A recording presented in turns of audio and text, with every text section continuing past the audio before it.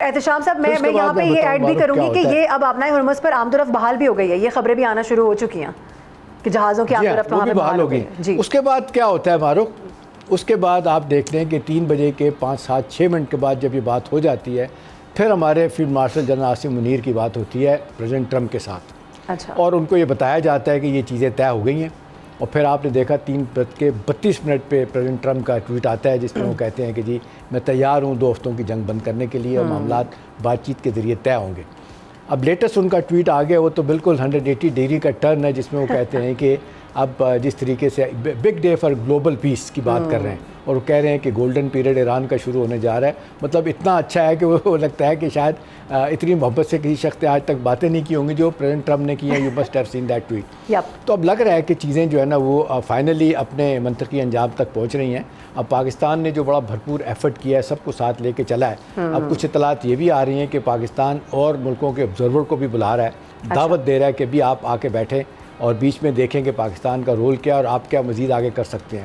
تو اب یہ کہا جا رہا ہے کہ اگلے جو دنیا میں بڑے بڑے کرائسس ہیں، پاکستان چھوٹا سا ملک ہے تو پاکستان کی خدمات وہاں پہ بھی لی جا سکتی ہیں. اور کئی حوالوں سے تو رشیا یوکرین کی جنگ کا بھی ذکر کیا جا رہا ہے جہاں پہ یونائٹڈ نیشن بھی فیل ہوا، نیٹو بھی فیل ہوا، امریکن فیل ہوئے، رشیا اور ساری دنیا، یورپین یونین بھی ابھی تک کامیاب نہیں ہوئی. کہا جا رہا ہے کہ جی شاید یہ رول پاکستان کو آگے چل کے دیا جا سکتا ہے. چھوٹا سا ملک ہے لیکن آپ دیکھ لیں جب آپ اپنے آپ کو ثابت کرتے ہیں تو دنیا آپ کو لائٹلی نہیں لیتی.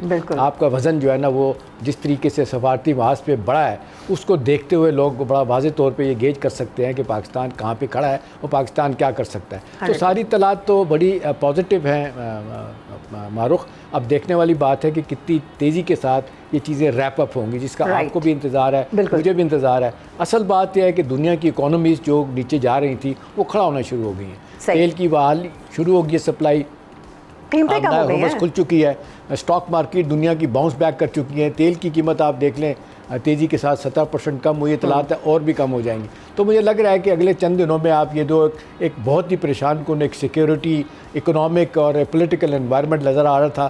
تیسری جنگ کی لوگوں نے باتیں کی تھی، اس میں لگتا ہے کہ اب کمی ہوگی اور پازیٹیوٹی جو ہے نا وہ پریویل کرے گی. اور یہ خاص طور پہ پاکستان کے گڈ آفیسز کے استعمال ہونے کی بات. جی صحیح، ٹھیک ہے. مسعود احمد خان صاحب، اب ظاہر سی بات رہے ہیں گزشتہ رات کی اگر ہم بات کر لیں تو کیا سچویشن تھی؟ کچھ گھنٹوں کے بعد سچویشن ایک دم سے ٹرن ہوتی ہے، چینج ہو جاتی ہے. وہی ٹرمپ جو پتہ نہیں کیا کیا باتیں کر رہے تھے وہ ایک دم سے نرمی لے کر آتے ہیں، سیز فائر کا اعلان کرتے ہیں، کہتے ہیں کہ میں 2 ہفتوں کے لیے راضی ہو گیا ہوں. ظاہر ہے پاکستان نے بہت زبردست طریقے سے انگیج کیا ہے، خاص طور پہ اگر ہم امریکہ کی بات کریں، ایران کی بات کریں تو یہ دونوں ممالک پاکستان کے اوپر ریلائی کر کے بیٹھے ہوئے تھے. یہ پاکستان کے لیے بہت بڑی کامیابی ہے. جی ہاں، دیکھیں پاکستان کی ایک بہت بڑی تاریخی کامیابی ہے. اور پاکستان، جس طرح تشکر پاکستان کی بات ہو رہی ہے، پاکستان زندہ باد کی بات ہو رہی ہے، اور پاکستان نے جس طریقے سے اس سینسیریٹی کے ساتھ اس مسئلے کو اٹھایا تھا اور جس طریقے سے اس کو لے کے چلا تھا، اور اس وقت بھی بہت سارے ڈیٹریکٹرز بھی تھے، اسپوائلرز بھی تھے، ان کی کوشش تھی کہ یہ اس مقصد میں پاکستان کامیاب نہ ہو. اور پاکستان کا سول آبجیکٹو کیا تھا؟ پاکستان کا وہ سول آبجیکٹو تھا پیس تھا. اور پاکستان ایک ایسا ایگریمنٹ چاہ رہا تھا، ایک ایسی انڈرسٹینڈنگ چاہ رہا تھا جو سسٹینیبل ہو. سو فائنلی دیکھیں کہ جو ایگریمنٹ، جو انڈرسٹینڈنگ ہوئی ہے، اور جس کو پریزیڈنٹ ٹرمپ نے بھی کیا اور باقی ہمارے پرائم منسٹر نے بھی کیا، اور جس میں انہوں نے اتفاق کیا کہ 10 تاریخ سے، جمعے سے بات چیت کا آغاز ہوگا. اور اس میں جو پوائنٹس ہیں جو ایران نے دیے ہیں، جو امریکہ کے ہیں، اس پہ بحث ہوگا. لیکن یہ دیکھیں کہ پاکستان کی میں سمجھتا ہوں بہت بڑی کامیابی ہے. جب کہ پاکستان دیکھیں ڈپلومیسی کر رہا تھا تو ہمارا پڑوسی انڈیا درندہ فلمیں وہ مارکیٹنگ کر رہا تھا. اور جب ہم ڈپلومیسی کر رہے تھے اور ہم اسٹریٹجی کی بات کر رہے تھے اور ہم سلوگنس پہ کوئی ہمارے دعوے نہیں تھے، اور ہم نے تمام جو امپورٹنٹ فریق تھے، چاہے وہ ایران ہے، خلیجی ممالک تھے یا امریکہ تھا، ان کو آن بورڈ لیا ہوا تھا.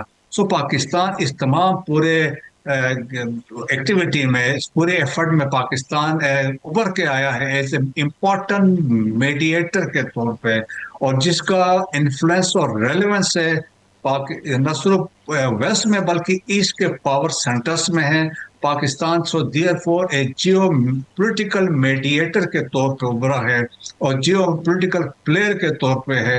ساری دنیا دیکھیں کہ کوئی ملک اس بات چیت کو کروانے کو تیار نہیں تھے، چاہے وہ چائنا تھا، رشیا تھا، باقی ممالک تھے. बयानात की हद तक वो दे वर रिस्ट्रिक्टेड, लेकिन पाकिस्तान ने पर्सनली इन्वॉल्व होके और स्पेशली प्राइम मिनिस्टर ने, फील्ड मार्शल आसिम मुनीर ने और हमारे फॉरेन मिनिस्टर इसहाक डार हैं, इन तमाम की काविशें थी। और प्रेसिडेंट ट्रम्प ने अपनी देखें पोस्ट में ट्रुथ सोशल पर उन्होंने ये लिखा कि उनकी बात हुई प्राइम मिनिस्टर ऑफ पाकिस्तान से, फील्ड मार्शल आसिम मुनीर से, और इससे पहले भी फील्ड मार्शल आसिम मुनीर की भी मेरे ख्याल में हफ्ता 10 दिन पहले भी बात प्रेसिडेंट ट्रम्प से हुई थी।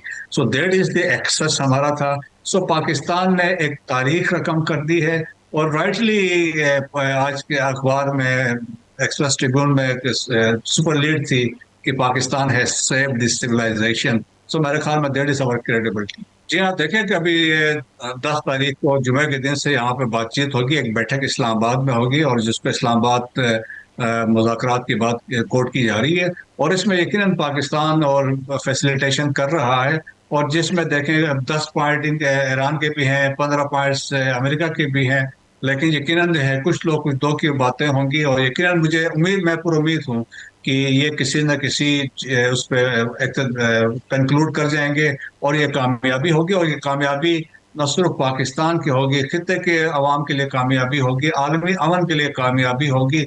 और मेरे ख्याल में जो पाकिस्तान का जो क्रेडिबिलिटी है, पाकिस्तान की रेलेवेंस है, पाकिस्तान की जियो पोलिटिकल सिग्निफिकेंस है, वो पाकिस्तान ने अचीव कर लिया, उभर के आया है। और इंडिया जो बड़ा थाने इलाके का थानेदार बना हुआ था, वो आइसोलेशन में चला गया है, और इंडिया के अंदर मोदी साहब पे लानत मलामत हो रही है। नाजरीन, ये जो इस वक्त पाकिस्तान उभर के सामने आया है, इस पर कुरान पाक की आयत के वतुइज़्ज़ु मन तशा व तुज़िल्लु मन तशा बिल्कुल फिट बैठती है, और यही वो आयत है, यही वो तज़किरा है जो बार बार अल्लाह ताला फरमाते हैं कि जिसको मैं चाहता हूँ इज़्ज़त देता हूँ और जिसको चाहता हूँ ज़लील व ख्वार कर देता हूँ। सब्सक्राइब करें और बेल दबाएं ताकि कोई खबर रह न जाए।